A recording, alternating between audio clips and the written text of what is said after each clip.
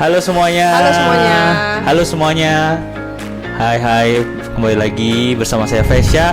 Dan hari ini kita kedatangan tamu yang spesial, yaitu sepupu saya sendiri, Yuki Karisma. Beliau sangat passion tentang dunia personal finance. Jadi karena kita ingin berubah hidupnya kita menjadi lebih baik, tentu masalah finance menjadi salah satu topik yang paling sering orang pikirkan. Betul. Ya gimana pun duit ya. Betul, Ya, semua orang mau lebih sukses, semua orang mau kaya, semua orang mau sukses, ya kan? Jadi kita di sini mau diskusi dan juga mau tanya banyak sama kakak Kiki nih, guys, supaya kita gimana sih caranya untuk mengatur keuangan kita agar lebih baik lagi. Ya, karena banyak banget, apalagi kita di culture Indonesia ini ngomongin duit tuh di keluarga itu sangat tabu ya. Betul. Betul nggak sih? Ya, I don't even speak money to my parents. Nah, you don't even speak money to your parents gitu. Ya karena suatu hal yang sensitif ya, segala sesuatu yang tentang duit tuh sensitif gitu. Kita nggak mau buat orang tersinggung lah. Betul. Padahal ini suatu hal yang penting dibicarakan kan. Betul. Dan perlu didiskusikan untuk gimana sih sebenarnya cara kita tuh manage money dengan baik.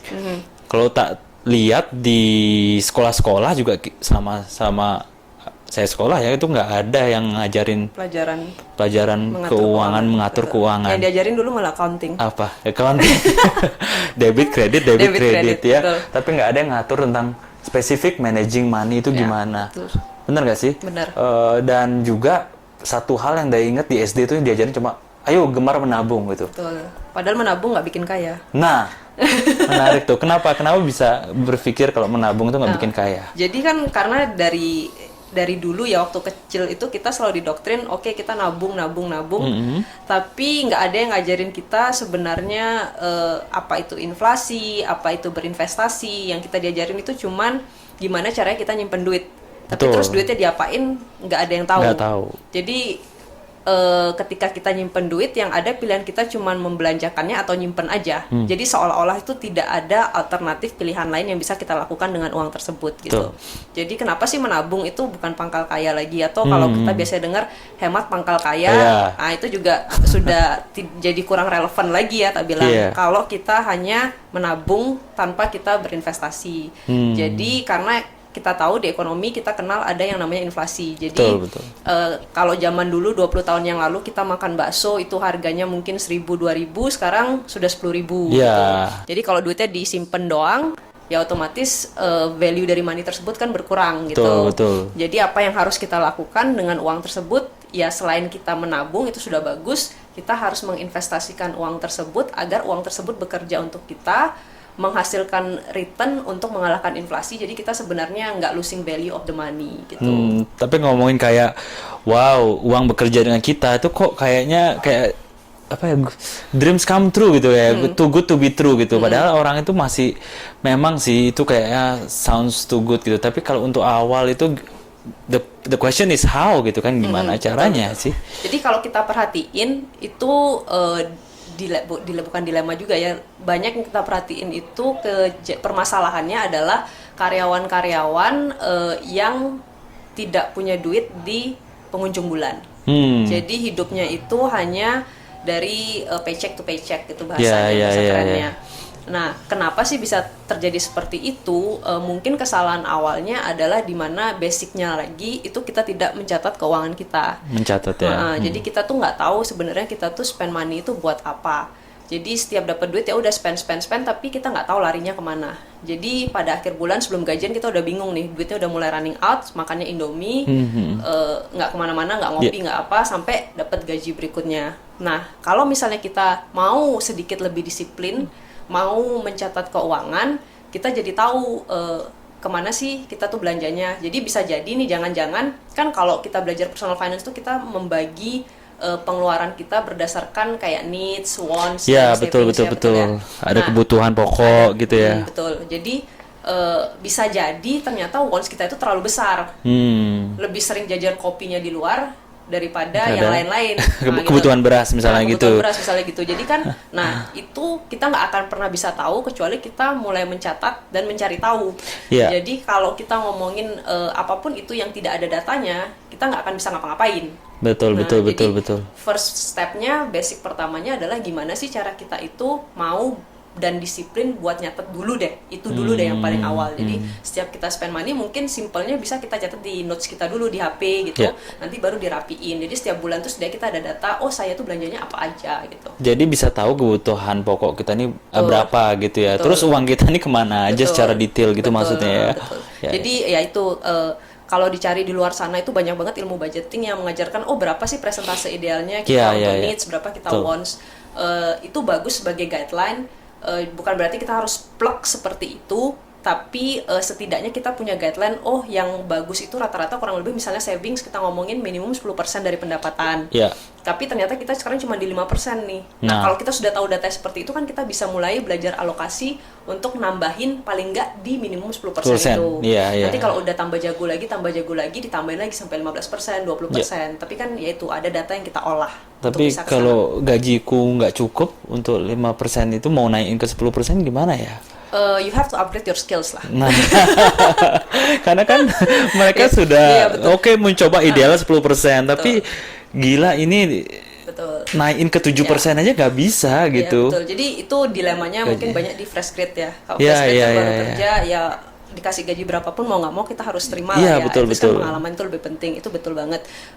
Jadi gimana sih cara kita ngatur kalau kita punya gaji yang kecil ya otomatis sebenarnya personal finance itu sangat simple. Kita tuh cuma punya dua pilihan. Apa Jadi itu? either kita memotong expenses kita Hah? atau kita naikin income kita. Sesimpel itu sebenarnya. Jadi Simple nggak ada jalur yang lain gitu. Oke. Jadi kalau misalnya kita nggak bisa cut expenses kita, Ya. otomatis kita harus Naikin income lagi. kita. Caranya gimana? Itu kalau mau lihat di podcastnya Kuliah Karir. Kuliah karir ya. Di podcastnya Boleh, Kuliah Karir itu sempat dibahas. Ya. Jadi menaikkan income kita itu banyak banget, kita bisa side hustling itu yang pertama. Terus yang kedua ya namanya kita kerja, oke lah kita dibully, masih bukan dibully juga, kayak dalam artian kita masih gajinya kecil tahun pertama, berarti bukan berarti tahun kedua gaji kita segitu Iya, terus. segitu terus, Nah, ya, kalau ya. gaji kita misalnya kita udah kerja kayak 2 tahun, 3 tahun tapi gaji kita masih segitu terus, tuh berarti ada yang salah dong. Betul. Karena inflasi aja naik terus gaji kita segitu ya otomatis kerja buat apa kan kayak gitu. Tapi ibaratnya. bahkan ada orang yang karirnya terus meningkat, gajinya terus meningkat, tapi tetap aja tidak bisa Nah, kalau itu untuk biasanya alokasi gaya seperti hidupnya ini. terlalu tinggi. Gaya hidup kayak gimana tuh misalnya? Lifestyle. Jadi kalau misalnya kita ngomongin orang, jadi permasalahan ada dua, ada orang yang gajinya tuh kecil, bingung untuk saving saja nggak bisa, ada Yeah. juga orang yang gajinya tuh besar banget, tapi nggak punya savings. Iya, betul. Jadi kalau yang di kasusnya orang yang gajinya itu besar tapi dia nggak punya savings, kemungkinan besar itu permasalahan yang kita ketemuin adalah lifestyle inflation atau gaya hidupnya itu meningkat jauh lebih besar daripada pendapatannya dia. Oh. Jadi banyak yang kalau gajinya baru naik mungkin 10% itu udah mulai dari motor gantinya ke mobil. Nah itu kan dari Gaya yang hidupnya ngopinya, naik ya, dari lifestyle. ngopinya dulu yang mungkin masih kopi instan, Sekarang sasetan, Starbucks. sekarang Starbucks gitu. Wes. Boleh sebut merek nggak? HP.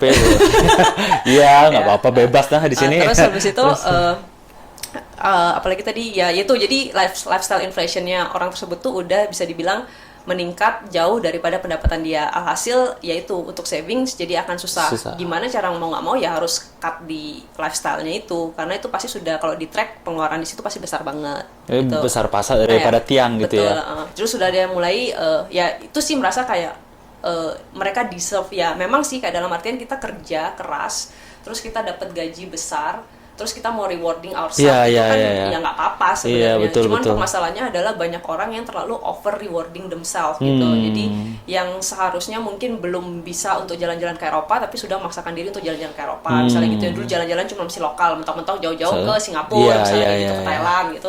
Tapi udah maksain diri ke Eropa karena merasa ya deserve gitu kan.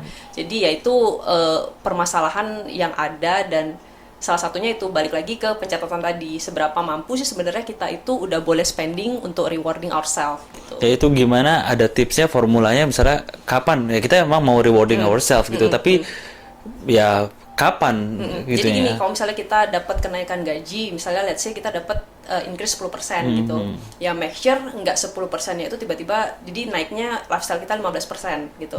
Jadi harus balik lagi ke pencatatan pengeluaran tadi kan. Yeah, Kita udah punya misalnya kita gaji 10%, 10 juta. Yeah. Terus berarti naik 10% berarti kan jadi 11 juta tuh. Betul. Jadi kita punya actually 1 juta ekstra yang bisa kita spend kemana.